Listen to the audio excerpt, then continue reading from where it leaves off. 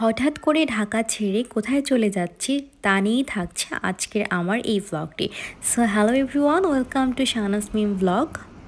এখন ঘর থেকে বাইরে যাওয়ার চিন্তা করলেও বাবুর ডায়াপার থেকে শুরু করে বাবুর ওয়াইপ সব কিছু নিয়েই ভাবতে হয়। বাবুর সব কিছু গুছিয়ে নিয়ে লাগেজ রেডি করছিলাম, আর এদিকে লুসিকে অনেক বেশি মিস করব, কারণ আমি একটু দীর্ঘ সময়ের জন্য বাইরে যাচ্ছি। সো ওকে কোলে নিয়ে একটু আদর করছিলাম, তারপর আমরা একটা উবার কল করলাম। আমি একটা না অনেক দিন একা থাকতে পারি না, আমার অনেক বেশি দম বন্ধ লাগে, মনে হয় আমাকে কেউ খাঁচার মধ্যে আটকে রেখেছে। আমি কাউকে দেখতে পারছি না, আমি কারোর সাথে কথা বলতে পারছি না, আমার এমনটা ফিল হয়। আর যখনই আমার একটু এরকম ফিল হয় তখনই আমি একটু ঢাকার বাইরে থেকে ঘুরে আসতে পছন্দ করি। তাই খুব সাডেন প্ল্যান করেই আমি চলে যাচ্ছি ঢাকার বাইরে। সো কোথায় যাচ্ছি এটা জানতে অবশ্যই ভিডিও শেষ পর্যন্ত দেখবেন। আমার ঘুরতে যাওয়ার পরিকল্পনাগুলো আমি হঠাৎ করেই নিয়ে থাকি, এবং যদি কোথাও যাওয়ার পরিকল্পনা থেকেও থাকে তাহলে যেখানে যাচ্ছি সেখানে কিন্তু আগে থেকে জানিয়ে যাই না। দেখা যাচ্ছে যে আমি হুট করে হাজির হয়ে যাই, কারণ আমি কখনোই চাই না আমার জন্য একটা মানুষ অনেক বেশি ব্যস্ত হয়ে যাক এবং অনেক বেশি প্রিপারেশন করুক। কিন্তু তারপরেও দেখা যায় যে কাছের যারা মানুষ তারা কিন্তু অনেক বেশি এক্সাইটেড থাকে, অনেক বেশি ব্যস্ত হয়ে পড়ে। যতই আমি মানা করি না কেন, তারা কিন্তু আপ্যায়নে কোনো ত্রুটি রাখে না।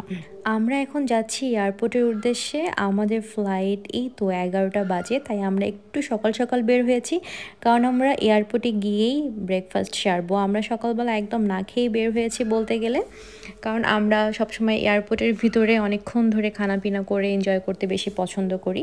এই যে এই রাস্তা দিয়ে যেতে যেতে অনেক সুন্দর লাগছে ঢাকা শহরের এই ভিউটা দেখতে। সো এদিকে তো আমার মেয়ে তার পাপার কোলে বসে খুবই এনজয় করছিল। আমরা এয়ারপোর্টে চলে এসেছি আমাদের টিকিট নিয়ে, এখন আমরা চলে যাব লাউঞ্জে। এখানে সবচেয়ে ভালো একটা জিনিস সেটা হলো একটা সুন্দর বেবি কেয়ার আছে, যেটাতে আমি আমার বেবির খুব ভালোভাবে ব্রেস্ট ফিডিং করাতে পারি এবং পাশাপাশি ডায়াপার চেঞ্জও করাতে পারি। আমার কাছে ওনাদের সার্ভিসটা অনেক ভালো লাগে। এরপর আমরা লাউঞ্জে এসে এখানে তো অনেক মজার মজার খাবার ছিল। আমার এই মিনি বার্গারটা এত বেশি পছন্দ যে কি বলবো, আমি দুটো নিয়েছি এবং এটা খুবই মজার খেতে। এরপর ছিল পিঠা, এটা হচ্ছে ভিতরে অনেক কিছু দিয়ে চিজ দিয়ে একটা খুব সুন্দর পিঠা বানিয়েছে, এটাও খেতে খুবই মজার ছিল।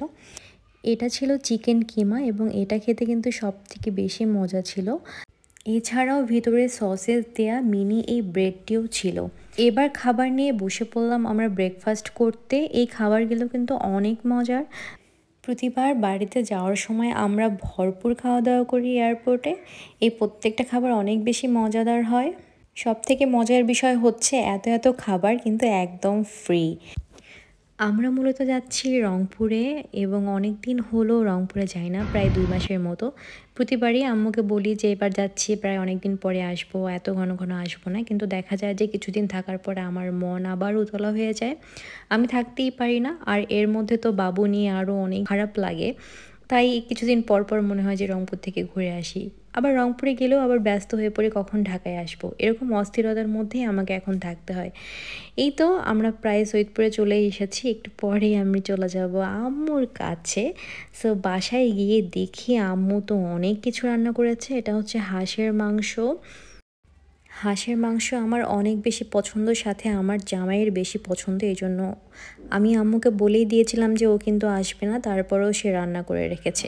বলতে গেলে আম্মুকে একরকম সারপ্রাইজই দিয়েছি। এখানে ছিল সালাদ, এখানে ছিল ঢ্যাঁড়স ভাজি, সাথে ছিল সাদা প্লেন পোলাও এবং ছিল এটা মাটন।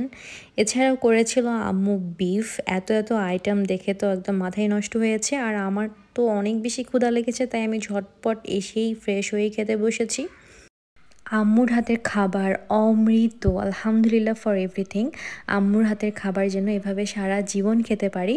সো আমি খুব তৃপ্তি করে খেলাম। খেয়ে দিয়ে বিকালে 1 কাপ চা খেয়ে বাবুকে তার নানু ভাইয়ের কাছে দিয়ে আমি একটা লম্বা ঘুম দিয়েছি। সো দেখা হবে আবার অন্য কোনো ভ্লগে। ততক্ষণ পর্যন্ত সবাই ভালো থাকবেন, সুস্থ থাকবেন। আল্লাহ হাফেজ।